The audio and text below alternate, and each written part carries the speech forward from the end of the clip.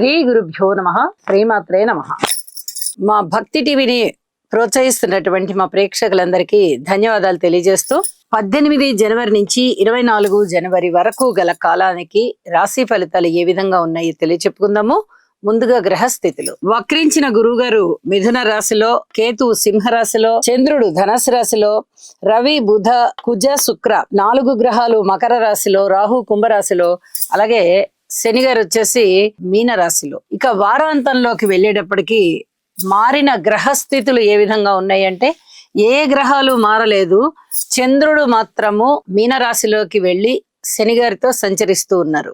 ఇక గ్రహ సమ్మేళనాల యొక్క ఫలితాలను తీసుకున్నట్లయితే శుక్ర కుజ రవి బుధ ఈ 4 గ్రహాలు చతుర్గ్రహ కూటమి అని చెప్తాము. మళ్ళీ ఈ 4 గ్రహాలు కూడా కలిసే సంచరిస్తూ ఉన్నాయి ఈ వారం రోజుల కాలము కూడా. ఇంతేకాదు ఇంకా 3 వారాలు సంచరిస్తాయి. అయితే దీని యొక్క ఫలితం ఎలా ఉండబోతోంది అంటే, కుజుని యొక్క స్థితి ఉచ్చ, శుక్రాచార్యుల వారికి మిత్రక్షేత్రం అవుతూ, బుధుడికి మిత్రక్షేత్రం అవుతూ, రవికి అప్పుడే మకర రాశి సంక్రమణం జరిగి ఉన్నది. మకర రాశిలో రవి గారు బాగానే ఉంటారు, మంచి ఫలితాలే ఉంటాయి. అయితే ఈ కాంబినేషన్ కలయిక ఏ విధంగా ఉండబోతోంది అంటే, రవి బుధుల కలయిక మనకి బుధాదిత్య యోగాన్ని తెలియజెప్తూ ఉండగా, శుక్ర కుజుల కలయిక ఇక్కడ కొంచెం వ్యామోహం ఎక్కువగా ఉండడాన్ని సూచిస్తూ ఉంటుంది. అలాగే బుధ కుజుల కలయిక చాలా తెలివితేటలు ఎక్కువగా కనిపించడానికి ఎక్కువ ఉంటాయి. ప్రతి మనిషికి తెలివితేటలు ఉంటాయి. అవి ఒక్కొక్కసారి సందర్భానుసారము బాగా ప్రదర్శితం అవుతూ ఉంటాయి, ఒక్కొక్కసారి అవి మరుగున పడుతూ ఉన్నట్టుగా ఉంటాయి. ఇక్కడ చాలా యాక్టివ్ గా ఉంటారన్నమాట. బుధ కుజులు ఇద్దరు కూడా చాలా షార్ప్ గా ఉండే గ్రహాలే. ఇక్కడ ఆ విధంగానే ఫలితాలు ఉంటాయి. ఎలక్ట్రికల్ అండ్ ఎలక్ట్రానిక్స్ ఇలాంటి పరికరాల వినియోగం ఎక్కువ, ఉపయోగం ఎక్కువ ఇలా ఉంటుంది. అలాగే రవి కుజులు ఇద్దరు కూడా చాలా ఫోర్సబుల్ గా ఉండేటటువంటి గ్రహాలు, అంటే కొంచెం ఉద్రేక స్వభావం ఉంటుంది. వారిద్దరూ కూడా ఉన్నారు.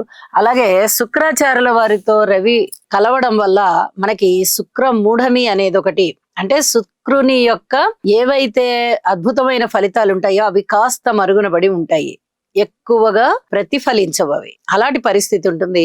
ఇక బుధ శుక్రుల యొక్క కలయిక వల్ల సున్నితమైనటువంటి ప్రవర్తన ఉంటుంది. మొత్తం మీద 4 గ్రహాల యొక్క కలయిక ఏ ఏ రాసుల వారికి బాగుంది, ఏ ఏ రాసుల వారికి ఇబ్బందిగా ఉంది అనేది ఆ రాసుల్లోకి వెళ్ళినప్పుడు చెప్పుకుందాము. అలాగే దృష్టుల యొక్క కలయికని చూసినట్టయితే, గురు చంద్రుల యొక్క పరస్పర దృష్టులు చాలా స్పష్టంగా ఉన్నాయి ఇక్కడ. కాకపోతే గురువు గారికి వక్రం ఉంది కాబట్టి గజకేసరి యోగం అనేది ఇక్కడ అంత పూర్తిగా పరిఢవిల్లట్లేదు. లేకపోయినట్లయితే గురువు గారు మామూలు నడకలో ఉన్నట్లయితే ఈ అద్భుతమైనటువంటి గ్రహస్థితులకి చాలా మంచి ఫలితాలు ఉంటూ ఉంటాయి. అలాగే గురువు గారి యొక్క 9వ దృష్టి రాహు గారి మీద ఉంది. ఇది కొంచెం నాస్తిక భావాలని తగ్గించే విధంగా ఉంటుంది. అప్పటి వరకు నాస్తిక భావాలు ఉన్న వారికి కొంచెం ఆస్తిక భావాలు వచ్చేటటువంటి పరిస్థితి ఉంటుంది. అంటే పరస్పర విరుద్ధం అన్నమాట.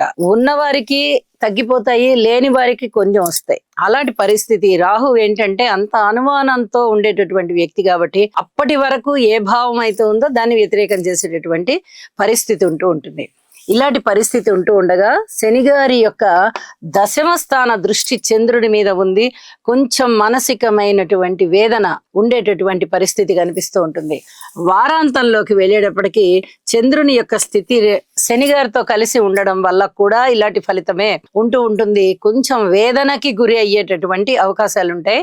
అయితే చంద్రుని యొక్క స్థితి మీనరాశిలో చాలా చాలా బాగా యోగిస్తుంది కాబట్టి, అలాగే శని గారు కూడా మీన రాశిలో, గురుగారి రాశి కదా, అంతగా దుష్ట భావాన్ని ప్రదర్శించరు కాబట్టి ఈ 2 గ్రహాల కలయికలో అంత ఎక్కువగా వేదన ఉండదు అని చెప్పి తెలియజేస్తూ ఇక రాశుల్లోకి వెళ్దాం. మేషరాశి. మేషరాశి వారికి 3 గ్రహాల యొక్క ఉపయోగాలు గాని ఫలితాలు గాని చాలా అద్భుతంగా ఉన్నాయి అని చెప్పొచ్చు.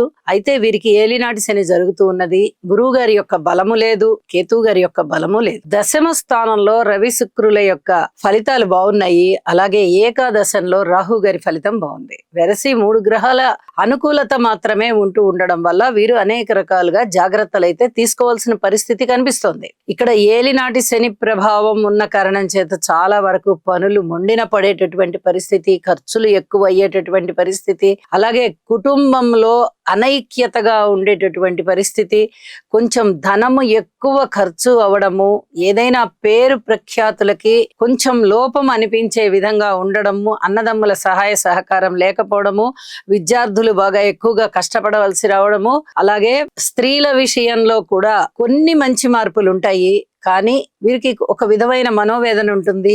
ఏదో ఒక విధంగా ఆ అసంతృప్తిని వీరు చూస్తారు. అలాగే ఏదైనా అవమానకరమైనటువంటి మాటలు గాని, సంఘటనలు గాని ఎదురవడానికి అవకాశం ఉంది. మేషరాశి వారు అతి జాగ్రత్తగా ఉండవలసినటువంటి కాలంగానే గోచరిస్తూ ఉన్నది. అయితే బాగుండేటటువంటి అంశాలు తెలియజెప్పుకోవాల్సి ఉంది అంటే అందులో ముఖ్యంగా ఉద్యోగ జీవితం చాలా చాలా బాగుంది. అనుకోని విధంగా వీరు పైకి రావడము, ఉన్నత స్థితి పొందడము, తోటి ఉద్యోగస్తుల సహాయ సహకారాలు పొందడము, ఊహించని విధంగా ధనలాభాలు పొందడము, ఇది వీరికి ఊహించని విధంగా ఆనందాన్ని కలిగించే అంశాలు అన్నమాట. అసలు ఏంటి ఇంత నిరాశగా ఉంటుంది, మనకి ఉన్నట్టుగా ఉంటే ఇంత అద్భుతమైన ఫలితాలు ఏంటి అని చెప్పి చాలా ఆశ్చర్యానికి గురి అవుతారు. అయితే సంతానం పట్ల కొంచెం ఓర్పు కలిగి ఉండాలి. భార్యాభర్తల అనుకూలత పట్ల ఓర్పు కలిగి ఉండాలి. కార్మికులు, కర్షకులు, నేత పనివారు, చేతి వృత్తుల వారు ఇత్యాది వారందరికీ కూడా కొంచెం అనుకూలమైన కాలం కనిపిస్తోంది. అంటే ఎంత శ్రమ చేస్తారో ఆ శ్రమకి తగినట్టుగానే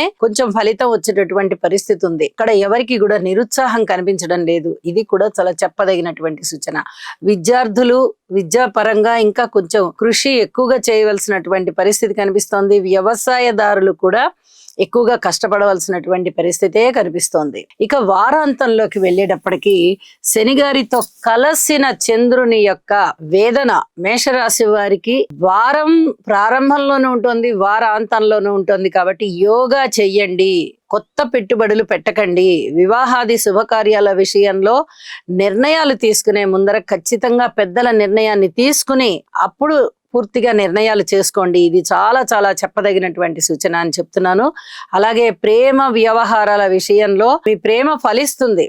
కానీ చెప్పే విధానం ఒకటి ఉంది, ఇంట్లో పెద్దవాళ్ళకి చెప్పే విధానం. ఆ చెప్పడానికి ఇంకా కొంచెం సమయం తీసుకోండి. ఇప్పుడే అంతగా సమయం బాలేదు అని చెప్పి తెలియజేస్తున్నాను. ఇక శివుని యొక్క కుటుంబ చిత్రపటాన్ని పూజా మందిరంలో పెట్టుకొని పూజించండి. గురుగ్రహ స్తోత్రాలు పఠించండి, శనిగ్రహ స్తోత్రాలు పఠించండి.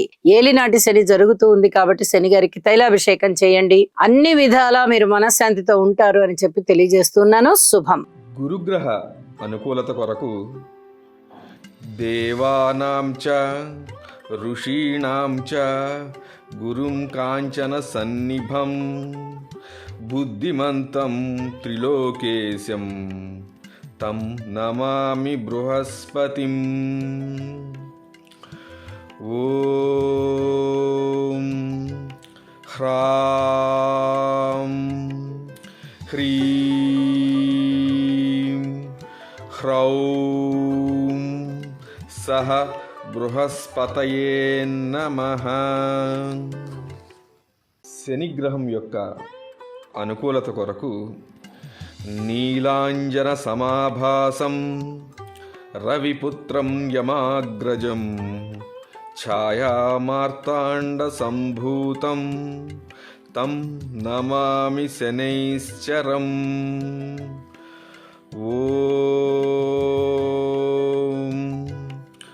హ్రాం హ్రీం హ్రౌం సహ శనయే నమః.